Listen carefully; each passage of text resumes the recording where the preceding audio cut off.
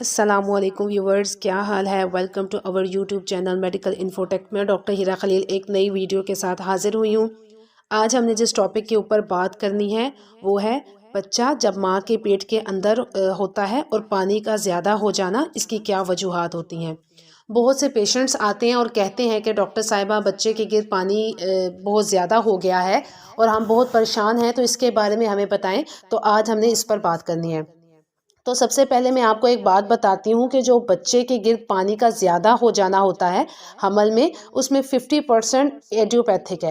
ایڈیوپیتھک کا مطلب ہے کہ اس کی کوئی وجہ سامنے نہیں آتی ہے، وہ نارملی بھی زیادہ ہوتا ہے اور دیکھا یہ گیا ہے کہ ڈیلیوری کے بعد بغیر کسی کمپلیکیشن کے ماں اور بچہ ڈسچارج ہو جاتے ہیں۔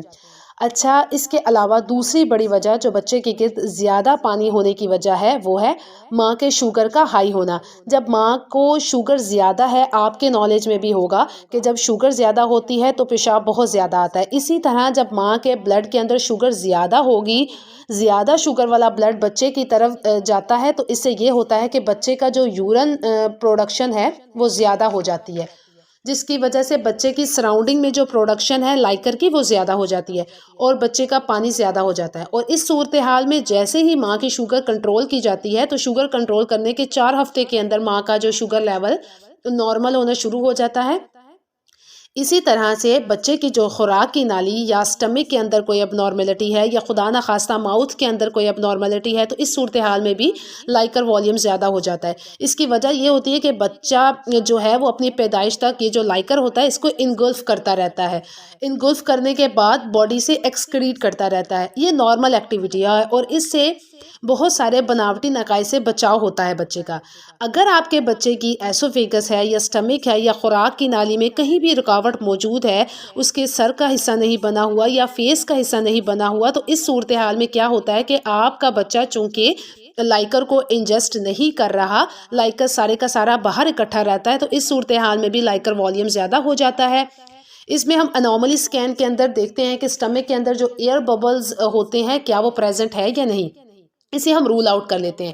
اسی طرح سے پلیسینٹل ٹیومرز، اگر پلیسینٹا کے اندر کوئی بینائن ٹیومر ہے تو اس میں بھی سیکریٹی ایکٹیویٹی زیادہ ہو جاتی ہے، جو ماں کے پانی بننے کا، جو بچے کے پانی بننے کا جو پروسیس ہے وہ زیادہ ہو جاتا ہے اور بچے کی پانی اکٹھا ہونے زیادہ ہو جاتا ہے۔ اب بات کرتے ہیں کہ اس سے کیا کمپلیکیشنز ہو سکتی ہیں۔ ظاہر ہے جب بچے کے گرد پانی زیادہ ہے تو یوٹرس اوور ڈسٹینڈر ہوگی، وقت سے پہلے پینز آ سکتی ہیں، یہ نمبر 1 تھی۔ نمبر 2، اسی طرح سے جب واٹر بیگ لیک ہو سکتا ہے کیونکہ پریشر زیادہ ہے پیٹ کے اندر، تو نارمل جو AFI ہے وہ ہم 17 to 22% تک کہتے ہیں کہ نارمل ہے، لیکن اگر 22 سے اوپر ہو جاتا ہے تو ہم کہتے ہیں کہ ایکسیسو لائکر ہے، اس سے زیادہ نہیں ہونا چاہیے۔ تو جب لائکر زیادہ ہوگا آپ کی پانی کی تھیلی لیک ہو سکتی ہے اور اس وجہ سے آنورڈ کمپلیکیشنز ہو سکتی ہیں۔ تیسری اور اہم چیز، بچے کی پوزیشن فکس نہیں ہو پائے گی، چونکہ پانی زیادہ ہے بچے کا، اس کے اندر بچہ فلوٹ کرتا رہے گا اور اس کا ہیڈ فکس نہیں ہوگا، جس کی وجہ سے میل پوزیشن یعنی بچے کی پوزیشن کا فکس نہ ہونے کے پرابلمس دیکھے جا سکتے ہیں۔ تو اگر آپ کے بچے کے گرد پانی زیادہ ہے تو اس میں پریشانی کی کوئی بات نہیں ہے، ایکسپرٹ گائناکولوجسٹ کے پاس وزٹ کریں جو آپ کی ان ساری چیزوں کو رول آؤٹ کرے گی۔